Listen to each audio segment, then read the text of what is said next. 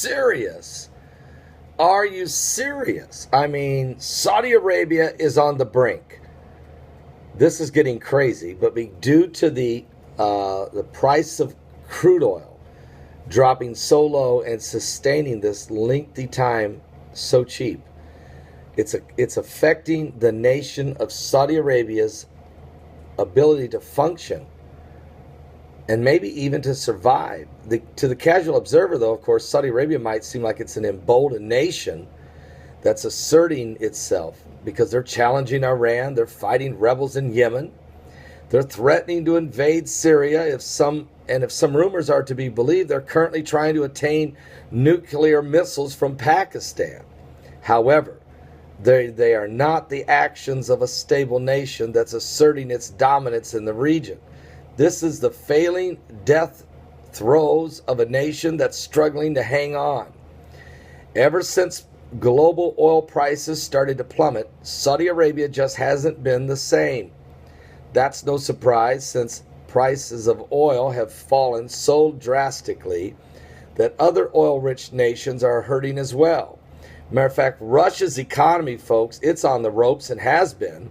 Canada is plummeting into a recession, and Venezuela is on the verge of a total collapse under the new communist sharing, if you will, when there's nothing to share. However, there's probably isn't any nation on earth that is in more reliant upon their oil sales than Saudi Arabia. And if anyone's going to be destroyed by low prices of oil, it will be the Saudi Arabians. Now, remember last year when King Abdullah, when he died, one of the things the Lord gave me was 15 apocalyptic points for the year 2015. And one of them was the death of a world leader would reshape a region and a nation.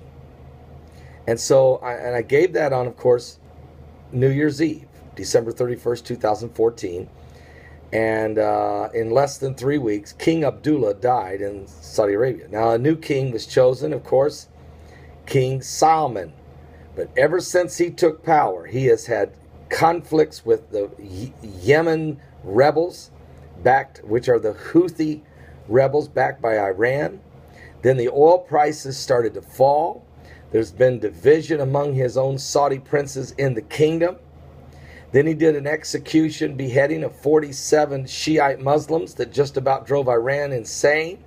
The war in Syria has moved along as Russia and Iran have moved into Syria, thus causing Turkey to get involved because Turkey was buying the cheap oil from ISIS.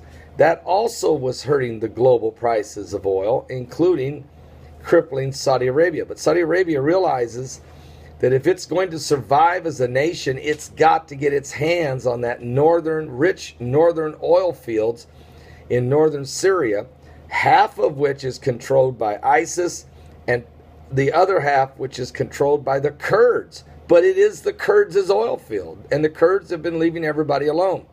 It's Turkey that's attacking the Kurds. Saudi Arabia is willing to team up with Turkey to go get the oil fields, but to do it, they will have to take out ISIS and the Kurds. And oops, there's another problem. Russia is sitting there, and they plan on controlling those same oil fields because Russia's also hurting so bad with the price of crude oil that they too must conquer the oil. So this is getting really ugly. You have the Russian Empire, you have the Ottoman Empire of Turkey, and you have the Saudi Arabian Muslim monarchy all converging in northern Syria to try to take the oil from President Assad and his completely dysfunctional nation of Syria and the Kurds. So it's getting ugly. But if Saudi Arabia doesn't get something to happen soon, you may see an uprising as the people will get hungry, and they may start to rise up to overthrow the kingdom of Saudi Arabia. And the United States has always been there for Saudi Arabia, but I don't know now. And remember, if Hillary Rodham Clinton wins the election, she will come to the Saudi Arabians' rescue immediately. If Donald Trump wins the election, I'm not so sure. I'm not so sure. Because his philosophy has been, we can come to anybody's help if they want to pay us. The United States is tired of spending all of our blood and treasure for everyone else's benefit. It's time for America to take care of itself first. And that seems to be his doctrine. If Ted Cruz wins, I'm not sure which way he would go. And so there's a lot on the line here. And that's why you're seeing world nations now concerned, especially the Illuminati.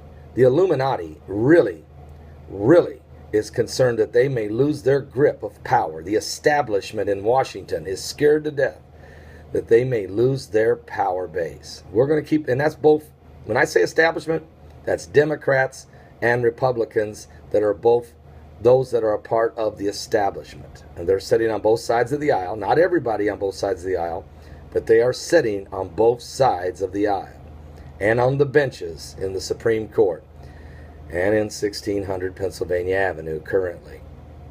Are you saved? We're running out of time. Give your life to Jesus Christ. It's going to get, you're on the brink of Gog and Magog. You don't even know how close you are to this. I mean, it's not the right timing for that war, but the players, my point is the players are on the field. All the players that are going to fight in the battles of Gog and Magog are on the field, which means Gog, that principality, that demonic presence, is hovering over the Middle East, specifically in Syria. Give your life to Jesus Christ. We're running out of time.